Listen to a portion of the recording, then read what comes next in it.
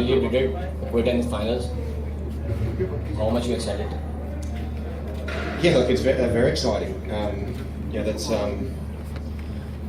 it's something. At the start of the tournament, you always want to be able to get through to the finals as a starting point, and then obviously get through to the final, give yourself a chance of winning the tournament. Of course, we're all incredibly excited. But for me, it's no surprises that we've been able to make the final. We've got an incredibly talented squad. We've got a lot of match winners all the way through our squad, not just our team. And that means we're going to have more good days than bad days, and we've been playing very well recently. Shane, you haven't bowled a single delivery from last quite few months now. Today you bowled in the final over. This is your decision or Sarfaraz's decision, and you've taken a very important wicket of Kieran Pollard. I think it was more Sarfaraz's decision than mine. I haven't bowled for three or 4 months at all, even at like a training or anything, because it's more so the last time I bowled I strained my calf, so that's the reason why I've stopped bowling altogether, to be able to give myself some longevity with my batting towards the right at the end of my career. So just worked out very nicely tonight that Dwayne Bravo and Sahil Tambir bowled 2 very good overs against world class hitting in those in the lead up the 18th and 19th over. So they left quite a bit of work still to be done, by those guys in that last over. So it was just meant to be for me tonight, which is, it's not always, you don't always have these nights when little things go your way like they did for me tonight. So it worked out very nicely, but I'm not sure if I'm going to be bowling another over again. Shane, we have seen from last few days or from last couple of months that you are not bowling on regular basis. But for the last over, Sarfaraz called you, and what message he delivered you, and what message he spreaded you? What were your strategy when you called for the last over? My strategy was thinking what run up I'm going to use, because I hadn't marked out my run up. How quickly I could warm up, because I only had about a minute in between bowling my first ball of the over. And then the ball was, because the way the condition of the ball was in, the ball was reversing a little bit, so that certainly helps me, because when I was bowling normally, that was one of my strengths, was when the ball was reversing a bit, so that certainly helped me a little bit. But knowing how the wicket played when I batted, the ball's into the wicket, there's a little bit the wicket was a little bit inconsistent when you bowled it into the wicket, so that's really all I had. I wasn't going to be able to bowl a Yorker, or I might have tried, but execution might not have been great. So as I said again, it was just meant to be tonight, so I'm going to make the most of those days. Shane, thanks for coming to Karachi and playing before us. I got 2 small questions. One, how do you feel playing before this massive crowd here at the National Stadium? And from where this magic you're bringing, hitting 6s and 4s and attacking batting, from where you bring that magic? Well, first of all, look, it's incredibly special to be here, to be able to play in front of incredible atmosphere, incredible fans. There's no question. Even from the moment that I arrived here in Karachi, the people of Pakistan have been so incredibly warm and welcoming, as Pakistan people are all around the world. Any time that I meet Pakistan people, whether it's in Australia or different places around the world. So and to be able to play in an incredible atmosphere like there was in the last couple of nights of at some stage I'm not going to have that opportunity anymore when I finish playing, so I certainly cherish the opportunities like I have to be able to play here.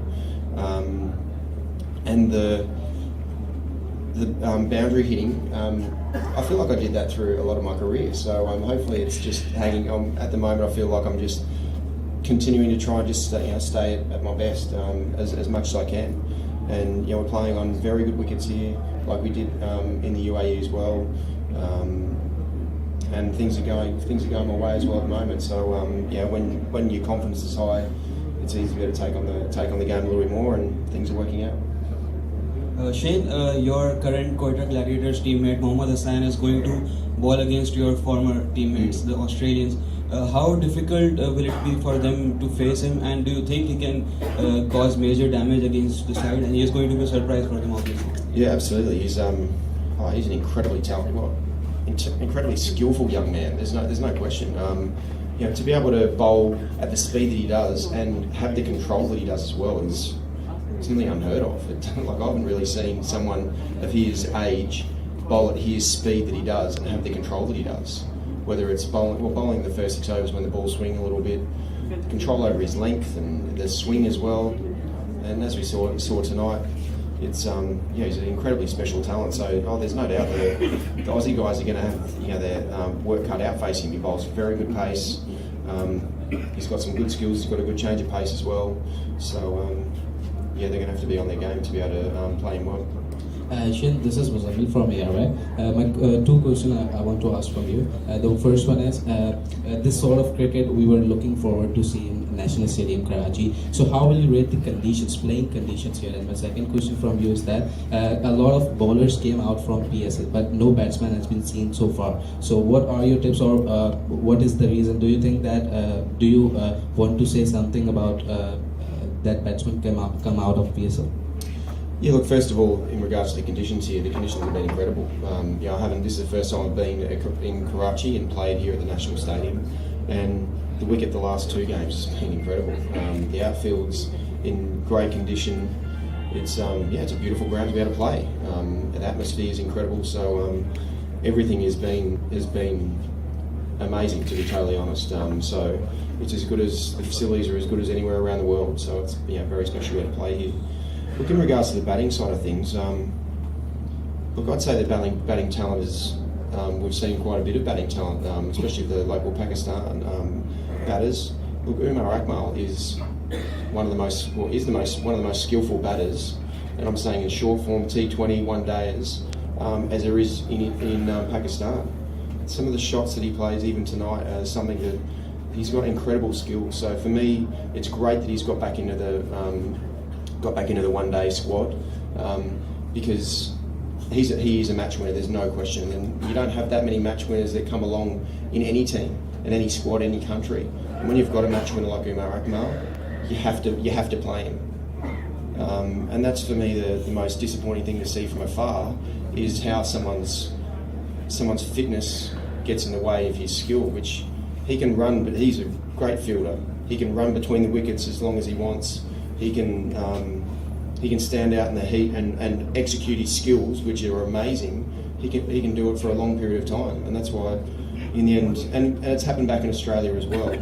We've got too far caught up in the fitness side of things, when cricket is a skill-based game, and there's not so many people who've got world-class skills.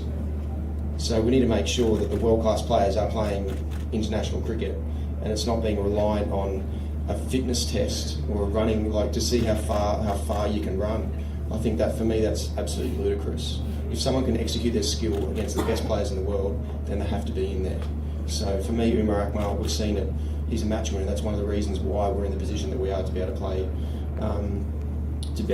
the final. The other one is Ahmad Shahzad. Obviously, he's had a tough time. Been suspended in the lead up to the PSL, so it's a little bit. It took a little bit of time to find his feet, but he's a very skillful player as well. Again, if you find world-class players, world-class batsmen, they don't just come along, as we've seen in Australia. When we see 2 of our world-class players, there's not just shake a tree and all the world-class batsmen fall out. There's only a few, and especially the older, more experienced guys are the ones who have the skills. So you have to pick them. Okay, Shane. You are visiting here after 14 years. So how memorable your visit so far? And my second question is, how do you see Pakistan and Australia series in UAE?